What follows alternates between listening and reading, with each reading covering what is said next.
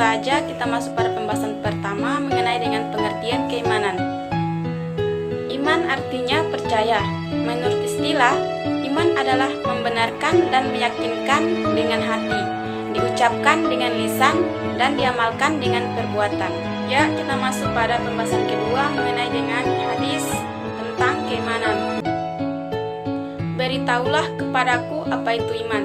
Rasulullah SAW menjawab, iman itu artinya engkau beriman kepada Allah, para malaikat, kitab-kitabnya, rasul-rasulnya, hari akhir, dan kamu beriman kepada takdir yang baik maupun yang buruk. Rukun iman merupakan dasar kepercayaan umat Islam kepada Allah Subhanahu wa Ta'ala. Terdapat 6 rukun iman yang sudah ditanamkan sejak kecil. Berikut penjelasannya. Yang pertama, iman kepada Allah. Seseorang muslim harus percaya kepada Allah Subhanahu wa Ta'ala sebagaimana suatu zat yang tidak tandingnya. Iman wajibnya percaya bahwa Allah Subhanahu wa Ta'ala adalah penguasa alam semesta dan tidak ada duanya. Ia juga harus percaya bahwa semua makhluk menyembah Allah, tak hanya manusia, melainkan juga hewan, tumbuhan, jin, dan malaikat. Yang kedua, iman kepada malaikat. Allah Subhanahu wa Ta'ala menciptakan malaikat untuk menjalankan tugasnya. Tugas malaikat untuk mengatur seisi alam semesta. Malaikat ibarat perantaran Allah Subhanahu wa Ta'ala kepada semua makhluk. Malaikat sendiri tidak seperti manusia.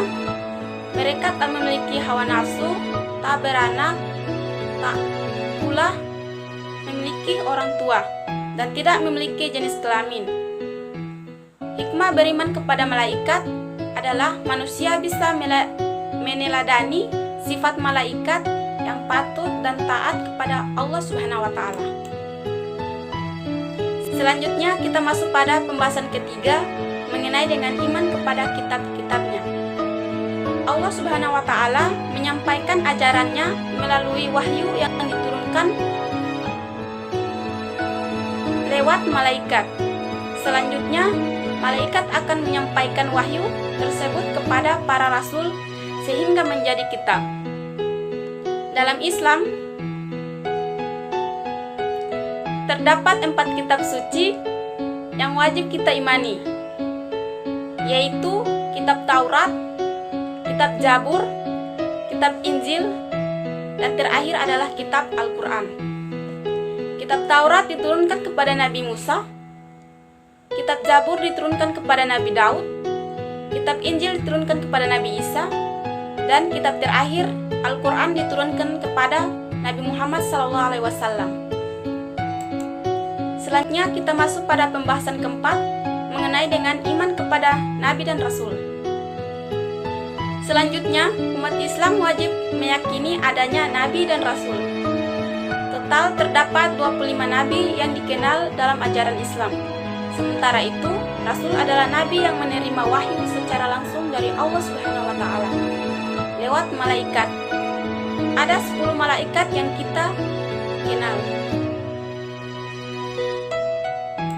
Selanjutnya kita masuk pada pembahasan kelima mengenai dengan iman kepada hari akhir.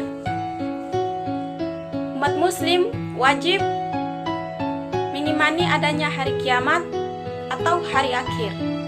Mereka wajib percaya bahwa hari akhir atau hari kiamat dari hidup bukanlah kematian melainkan kiamat. Dalam ajaran Islam terdapat 2 jenis kiamat, yaitu kiamat besar dan kiamat kecil.